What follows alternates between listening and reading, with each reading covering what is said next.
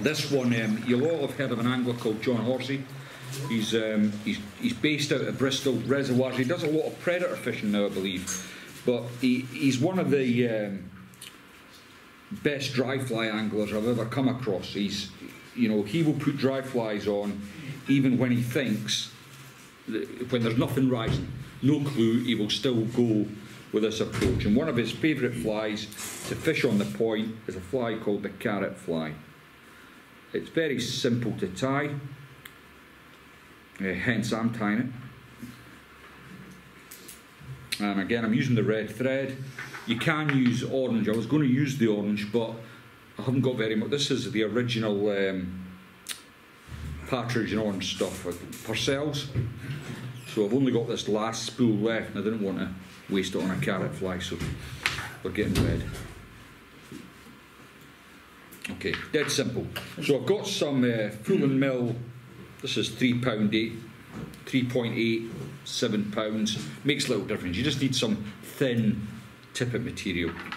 What was the hook size? The hook's a size 10. It's a big fly, size 10, and because Hanak tend to come up a bit shorter, this is probably more akin to a Kamazan B175, a size 12. The sizes are a lot smaller on the Hanak hooks. So I'm catching in a little bit of the tippet material.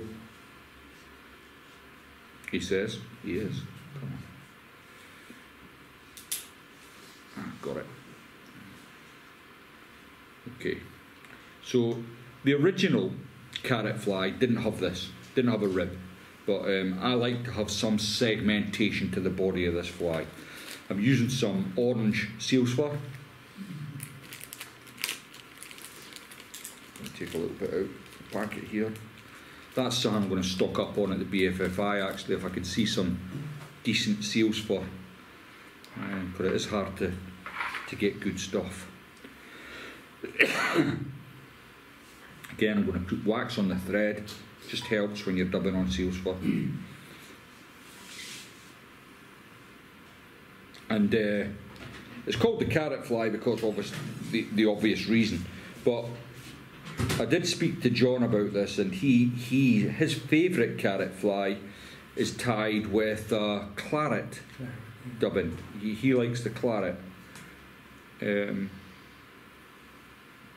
another fly called the Big Red that come out of Bristol water, and a lot of people tie it up with a red, but most of the Bristol boys, they'll be fishing a claret version of it. I'm just going to come up a fly. Now I've put quite a lot of dubbing on there, and the reason for that is I'm going to come back and start to build my carrot shape.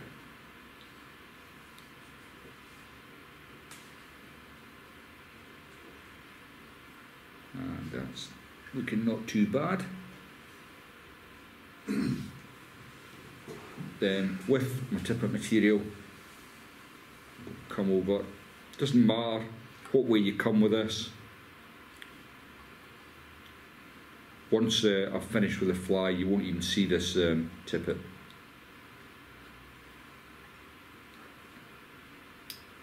Make sure you catch that in. Again, before you do anything else, a couple of turns in front, and then you can remove that. Okay, before I put tackling in, what I'm going to do now is just come in.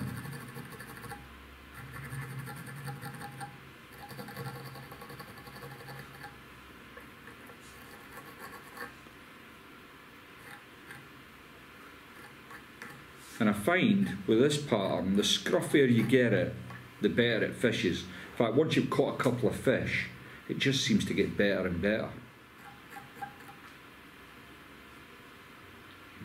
Okay, and I'm going to use this natural cock cape. Again, I'm looking for a fairly decent size front hackle.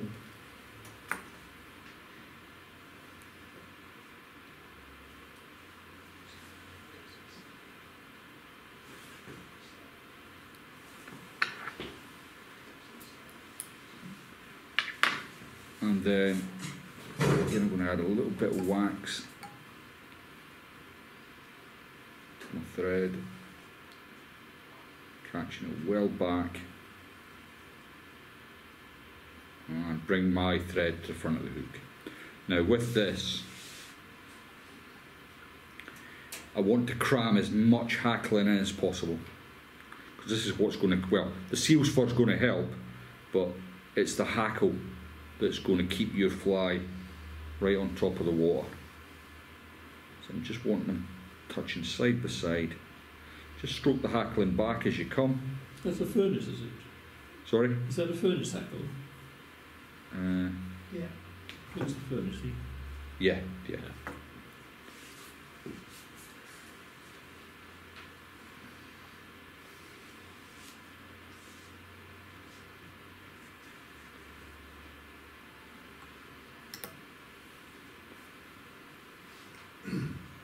So you're tying the hackle towards yourself, right? So that when you wrap over, you don't find you have problems when you're sort of trying to just tie it off.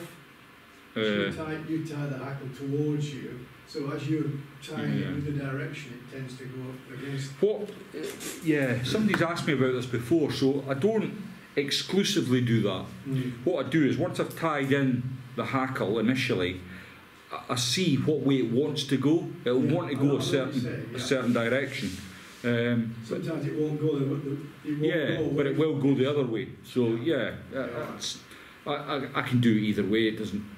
It just depends on what the hackle wants, you know.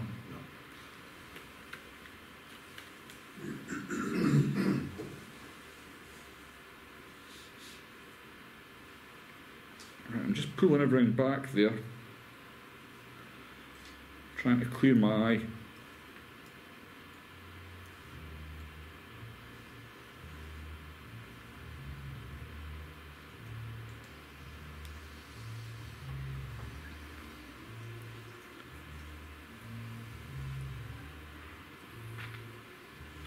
Now with you'll notice with a lot of the hackling I've done this evening, I've just pulled, that's not gone well. I've just pulled the feather. With this cape, I'm not going to do that.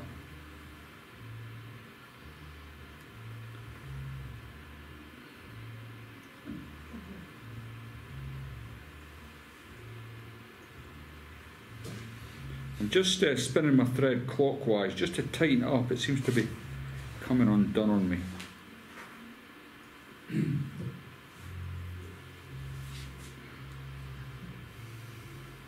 Made a bit of a hash of this.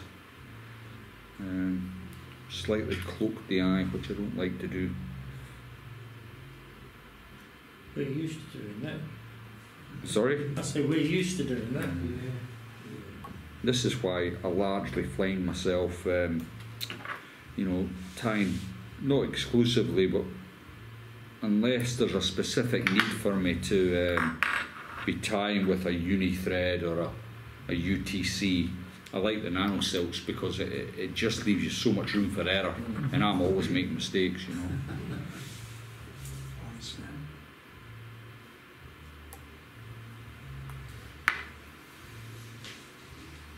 Yeah, it's not my best carrot fly, I've got to say.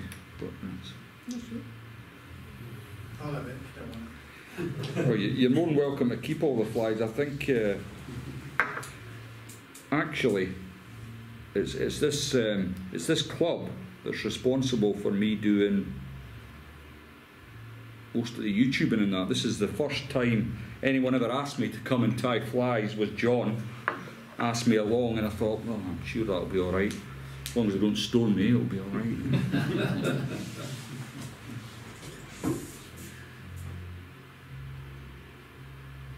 How long have you been YouTubing now? It'll be 3 years in March, which... Would you like to tell people what your YouTube address is? Well, it's just my name. Yeah, Lindsay Simpson. As I was coming away, I've been obviously at it for nearly 3 years now, and every time I get to a certain total in subscriber numbers, I buy a box of donuts for the family. That's the deal.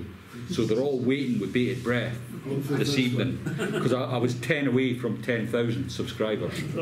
So Oh, we'll fix that for you. I dare say they'll be like that. Just stop at Tesco's on the way home, Dad. It's 11 o'clock at Tesco's. Now, a little tip. So now we've got into we're right on top of the water, yeah? This is muslin. You get watershed, sorry about the label. You get various other floatants that you can use. And what I always do is once I've finished tying the fly, I just coat it.